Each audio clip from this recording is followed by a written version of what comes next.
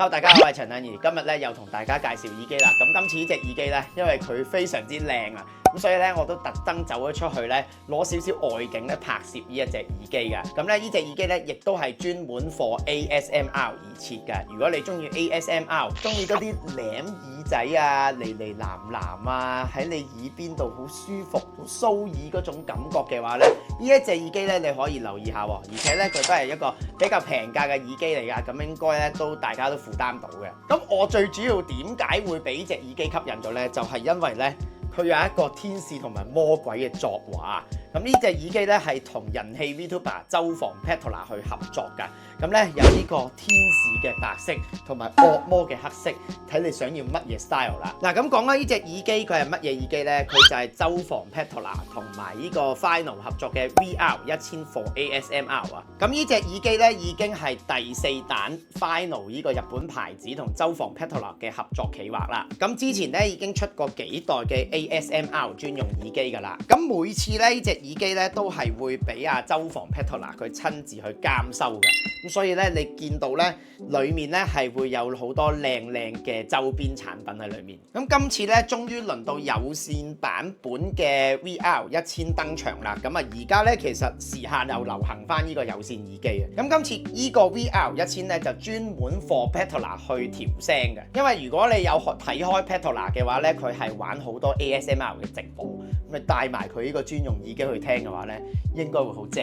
咁啊，平平地攞嚟聽佢嘅台啊，又或者聽其他作者嘅 ASMR 嘅時候咧，都可以好貼近作者佢本身想要呈現俾你嗰種感覺啊。咁佢兩隻嘅 style 啦，一隻就係 Petola Black， 一隻咧就係 Petola White。咁 Petola White 咧就係以白色為主啦，有療愈天使嘅形象啦。咁 Petola Black 咧就係黑色做基調啦，小惡魔嘅風格啦。咁而佢咧機身上面呢一度咧係做咗霧面嘅塗裝嘅，實物望上去咧係非常之有質感嘅。背面咧亦都會有一個 logo。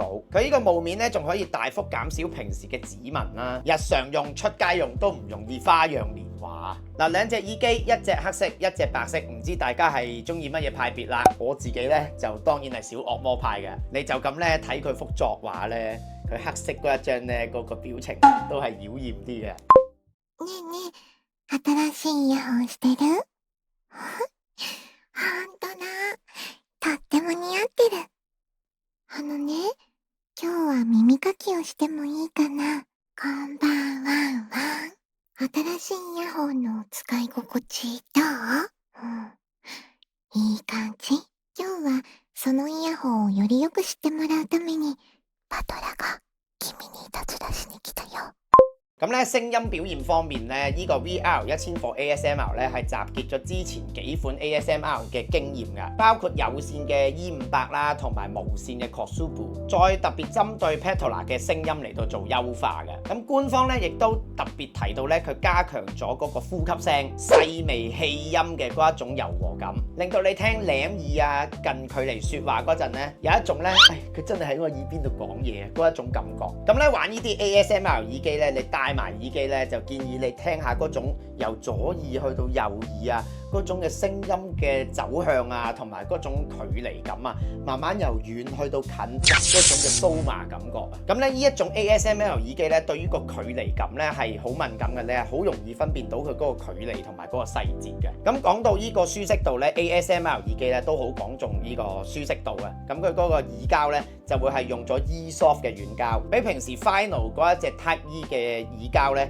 係更加之軟嘅，撳落去。咁攞嚟長時間戴住嚟聽 ASMR 都唔會覺得攰，同埋仲要好舒服添。咁你因為佢嗰個設計咧都好幼小嘅，咁你戴住嚟到瞓覺咧，嗰個耳仔都冇咁痛嘅。咁個耳膠裡面咧仲有好多嘅尺寸提供翻俾大家嘅，有 SS 啦、S 啦、M 啦、L 啦同埋 LL 嘅。咁啊，因應翻你隻耳仔去戴啦。咁至於你話點樣戴一個舒服嘅耳膠咧，我建議大家係由 M 開始戴。咁如果你覺得佢 M size 好鬆嘅話，你咪轉 L 咯。你根據個 standard 慢慢 tune 翻上去或者 tune 翻落去嘅啫。你戴完之後搖下個頭，如果佢係鬆緊到啱啱好，你又唔會覺得硬嘅話呢，咁就即係啱 size 啦。咁配件方面，除咗耳膠呢，佢仲會有一個直膠嘅收納盒㗎。呢個收納盒呢，我自己都覺得幾靚嘅。咁嗰個 logo 呢，就當然係 Petola 監修嘅嗰一個 logo 啦。咁佢就可以俾你呢翹埋個耳機啦，然後呢就輕鬆咁樣呢，用一個圓形嘅方法擺落去，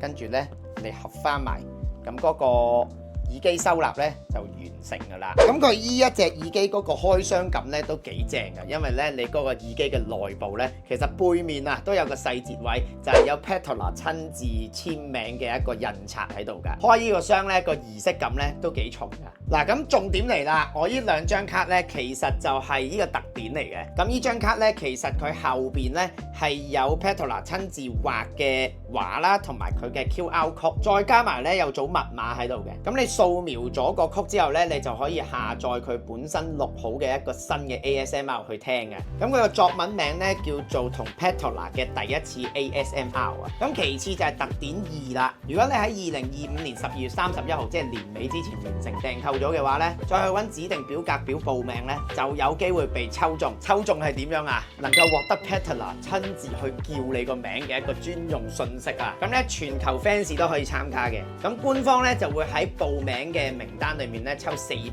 個嚟。對於 Petola 嘅忠實 fans 咧係一個好好嘅機會啊！俾佢叫你個名啊嘛。嗱，咁啊售價方面啦，香港嘅官方售價咧係398蚊。以一隻有聯乘、有特點又專為 ASMR 調聲嘅耳機嚟講咧，真係非常之抵玩嘅一個入門級。咁而家咧你就可以去 ECT 嘅官網度訂購㗎。你想揀咩色，咪直接落訂咯。如果你想夜晚戴住耳機想聽 Petola 喺你身邊輕聲細語嘅話，呢個 VR1000 for ASMR 周防 Petola 嘅合作第4彈咧，認真可以考慮一下。下面留個言話俾我聽，你想做小惡魔派定係天使派？咁喺最後咧，都同大家介紹翻啦。如果你唔係咁中意有線嘅話咧，想喺無線嘅情況之下享受 ASMR 嘅作品咧 ，Final 咧亦都有其他嘅選擇㗎。例如我而家耳仔戴緊呢一對 ZE-500 ASMR 咧，都係一個唔錯嘅選擇。咁而家 ZE-500 for ASMR 咧，大概賣緊598蚊左右啦。咁啊，價錢嚟講都叫做相當相宜㗎啦。而佢超輕細嘅機身咧，大概一邊只有3 gram 嘅啫，再加上一體成型嘅柔軟耳膠啦，你就算側瞓喺度咧，都唔會覺得壓住隻耳仔㗎。咁啊，今次條片嘅內容就嚟到呢度啦。中意嘅朋友俾翻個 like，未訂閱嘅朋友記得訂閱啦。嚟緊有啲咩耳機，我哋開箱再見啦，拜拜。